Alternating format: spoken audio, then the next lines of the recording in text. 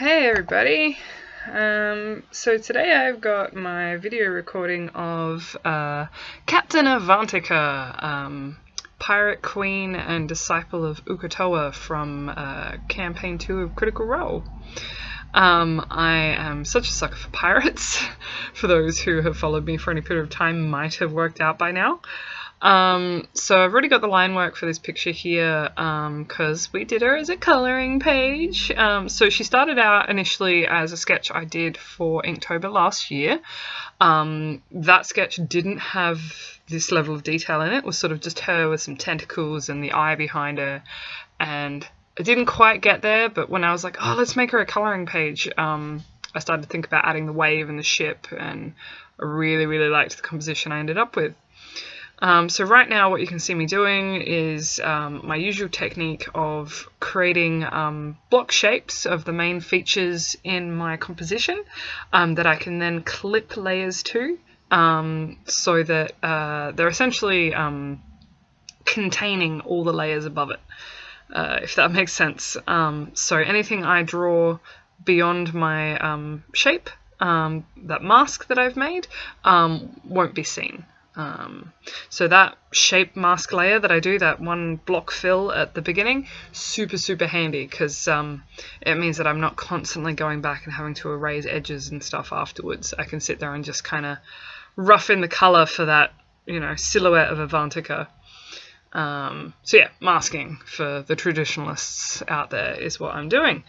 So even if you can see in my layers palette on the side, there's a little arrow next to all the layers that have been clipped to the mask layer.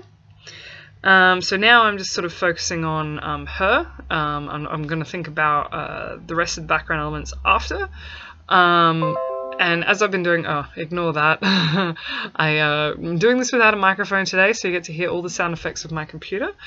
So what was I saying? I completely lost track. Avantica, shading, yeah, I'm focusing on her, not the background elements. You may have noticed I've been really fond of this kind of contained graphic lately versus sort of like painting right to the edges of my canvas. The reason this is because I'm really excited by putting stuff on Redbubble. I love seeing this translated as a cool t-shirt, as a sticker, and so I'm thinking about the outside silhouette of my image instead of just letting it run off the edges in a boring old square. So I'm just going to take a sip of my tea. I'm about to go to Supernova Melbourne this weekend. It's going to be my first and only con for the year. Last one I did was about a year ago, so hopefully it goes well. I'll be debuting the colouring book, which of course this picture features in. I also have a little tiny kitten friend at the moment who is very cute. But yes, anyway, back to drawing. That's what you guys are probably here listening to me about. So I'd blocked in the rough colours for Avantica, and now sort of roughing in the colours for the background elements. A lot of that involving some gradients behind her to pop her out. So one of the things I've done is I've separated the line art layer so that there is lines for the background and then there's lines for her, because I really like colouring my layers. Same thing happens where I sort of clip layers to my line art layer, and then it just applies anything to that I draw on it to the layer beneath. Pardon me, I'm trying to fend off a cold as it is that time of year. So now I'm sort of into trying to clean up Avantica, get a little bit more of a solid idea of her colours. She was a bit washed out. I sort of had this idea of going moody and gritty because I'm so oversaturated with so much that I do, and then I was like, well, maybe I should just own it. Like, you know, I'm a colourful person, I can't help it. Well, I can, but I don't want to. I like the vibrancy that I bring.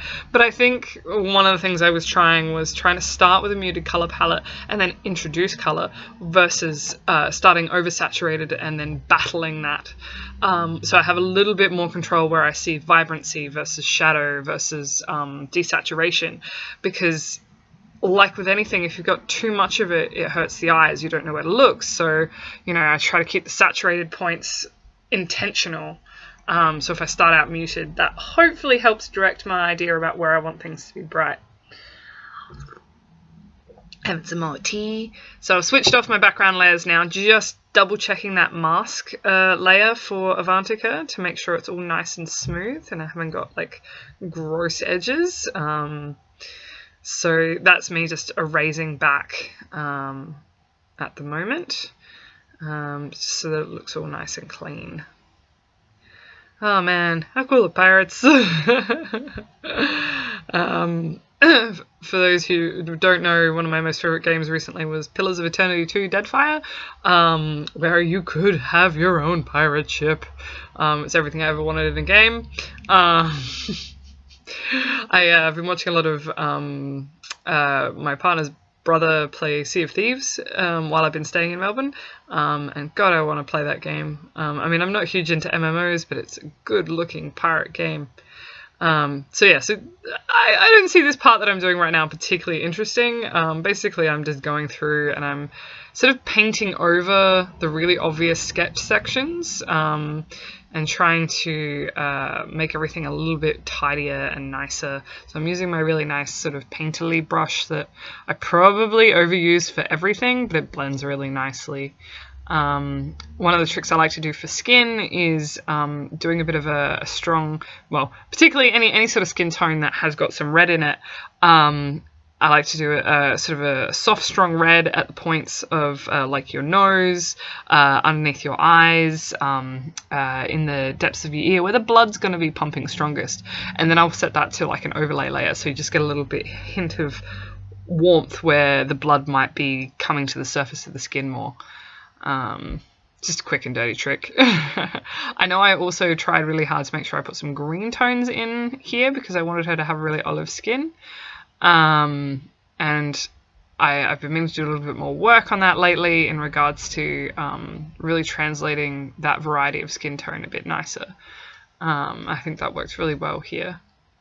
Yep, back to sort of tidying up my...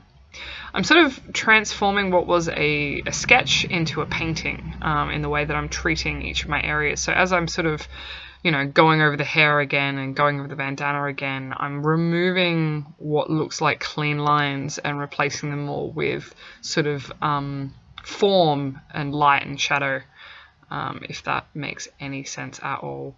It's probably a very long-winded way to go about it, but I think it's just the way that I've ended up sort of structuring this sort of process in my head. Yeah, fixing up that collar, getting some nice highlights going on. And I feel like it's a lot of like going over and over and over and over again until you're sort of finally going, oh wow, that looks heaps better than it was before, I hope. Getting a hint of that tattoo in there. I was really like riffing off of sort of Maori tribal design here. So a lot of the women in Maori tribes have that chin tattoo that I think is really cool. Madly in love with New Zealand. Wish I lived there. And I think that is something that a lot of Australians are feeling right now with current political climate. Their leadership over there is far superior to ours, but enough of that. So yeah, moving on to that hat. So you can sort of see at the moment in contrast the really sketchy, rough, so you can still see my rough sketch lines and the really loosely placed colour on the hat compared to her face. Her face is a lot more refined. So I'm sort of now trying to radiate out from the face to give the rest of her the same sort of treatment. I do think I end up leaving the feathers till the absolute frickin' last, but you know, focal points. Really happy with how that belt buckle turned out. It looks so shiny. I wish I had a belt buckle like that.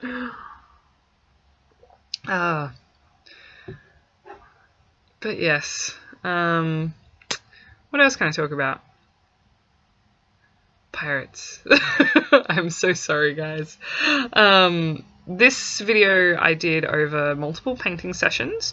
So I couldn't tell you how many hours all up this finally took. I do remember it was maybe 3 or 4 days that I jumped in and out of drawing this picture. So you're getting quite the speedy time lapse here.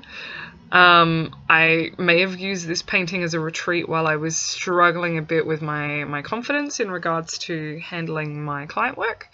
So every now and again, you know, it might be a little bit hard to get your head in the zone, and often I've learned many techniques over the years to fight through that, but I think perhaps with impending baby into my family, it's meant that my head's been elsewhere, and my ability to cope with stress has been all used up in our preparation for the baby. So this painting this picture was sort of my way of trying to remind myself, yeah, you are good at what you do, and you can produce good work, and that can translate to what people ask from you.